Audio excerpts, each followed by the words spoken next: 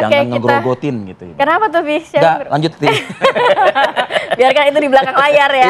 Mas Abra, kira-kira kan sudah ada ketegasan dari Pak Presiden. Apa langkah jangka pendek yang bisa dilakukan agar benar-benar bisa diimplementasikan dan juga berpengaruh efektif kepada BUMN kita? Iya, jadi pesan penting yang saya tangkap dari pidato Pak Presiden adalah bahwa BUMN ini harus punya satu visi misi dengan pengelolaan di anggaran fiskal. Ya. Karena di tengah pemerintah Pak Presiden mengetatkan ya disiplin fiskal, adanya efisiensi di kementerian lembaga, tapi di sisi BUMN tidak dilakukan, ini menjadi mubazir, menjadi percuma.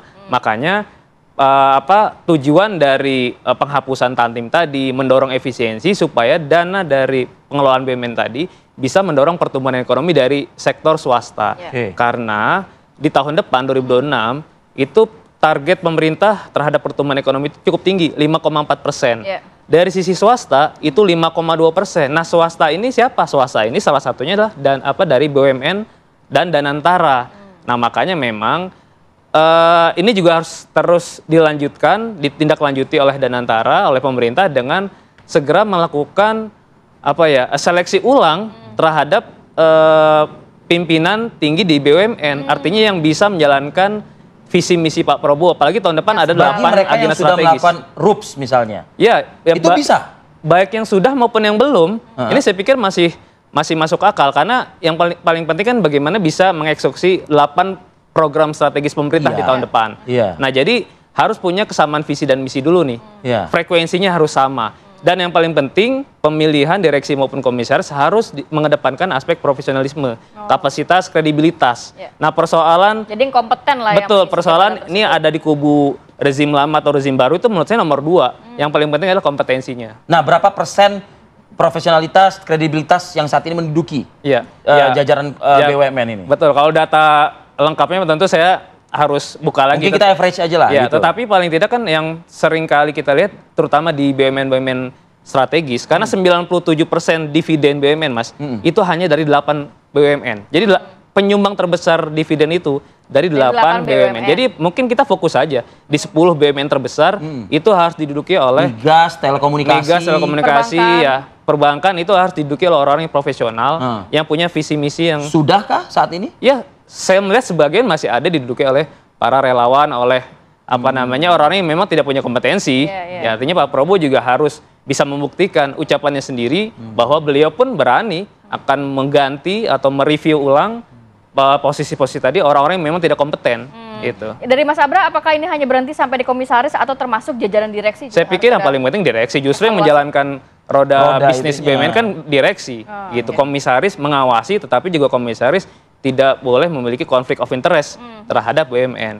Dan yang mungkin satu catatan lagi adalah selain persoalan Tantim, saya pikir juga ini perlu dijadikan diskursus dan jadi perhatian Presiden adalah pos-pos biaya di BUMN yang bisa menciptakan inefisiensi. Salah satunya adalah CSR.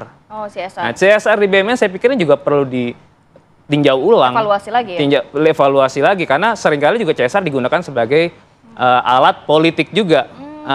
Dan itu seringkali juga menghabiskan pastinya sumber daya di BUMN. Maka memang Pak Prabowo juga harus secara terbuka dan berani untuk melakukan perbaikan dalam tata kelola CSR di tubuh BUMN. Seberapa besar sih CSR di BUMN? Pastinya sangat besar, gitu. Karena dana CSR-nya sangat bisa digunakan sebagai salah satu instrumen politik, khususnya menjelang tahun Tapi kan Pak Presiden bilang kan masih lama loh. Betul. Oleh karena itu karena masih lama diperbaiki dari sekarang. Gitu.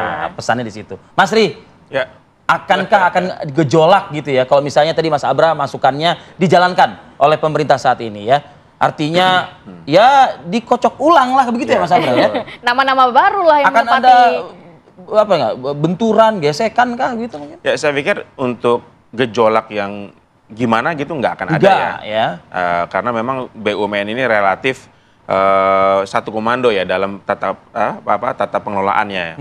Tetapi yang perlu diperhatikan menurut saya dalam pembenahan BUMN ini adalah selain membenahi tata kelola dan tata pamong, tata kelola terkait dengan perencanaan, tata pamong terkait dengan siapa yang dikirim di pos tersebut, juga terkait dengan aspek mindset itu ya.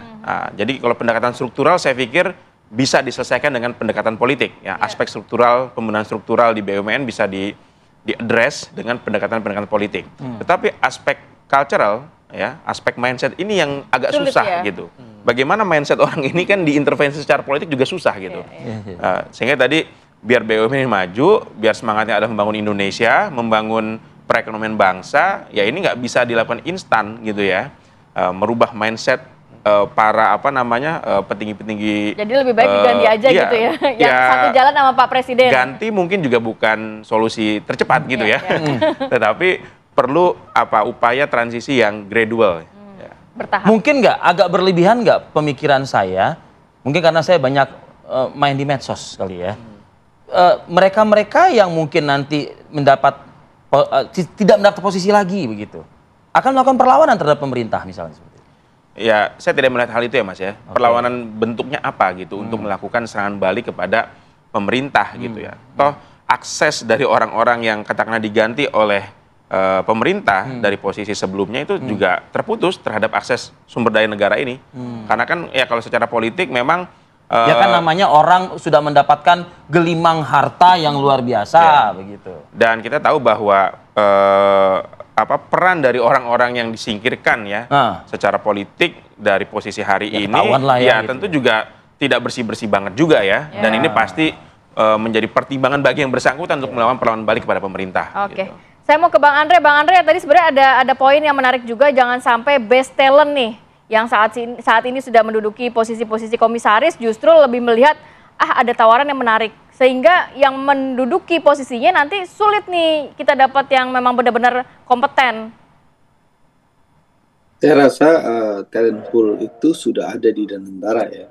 Bahwa kita Danantara sudah punya data siapa saja yang berpotensi untuk menjadi komisaris maupun direksi. Dan alhamdulillah ini kan sekarang sedang dilakukan evaluasi menyeluruh ya. Tadi saya sebutkan hampir setiap bulan satu BUMN diminta melaporkan dan melakukan evaluasi kinerja kepada Danantara. Itu yang pertama. Kedua, ini dalam beberapa bulan terakhir ini kan terjadi gelombang RUPS di mana Danantara dan Kementerian BUMN melakukan evaluasi kinerja dan menseleksi ulang seperti yang disampaikan Mas Tri, Mas Pak Abra tadi bahwa ini sudah dilakukan evaluasi terhadap direksi-direksi BUMN sehingga kita lihat banyak sekali direksi yang profesional, orang yang menguasai bidangnya, orang yang memahami permasalahannya yang diangkat oleh pemerintah saat ini.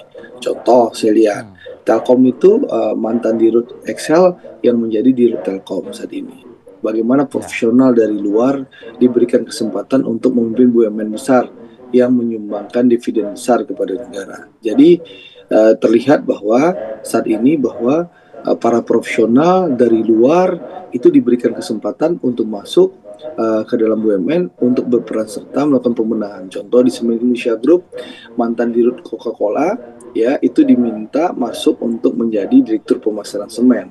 Sehingga Semen Indonesia yang kemarin ini market share-nya turun, sekarang sudah berbenah bagaimana penjualannya sekarang meningkat. Kenapa?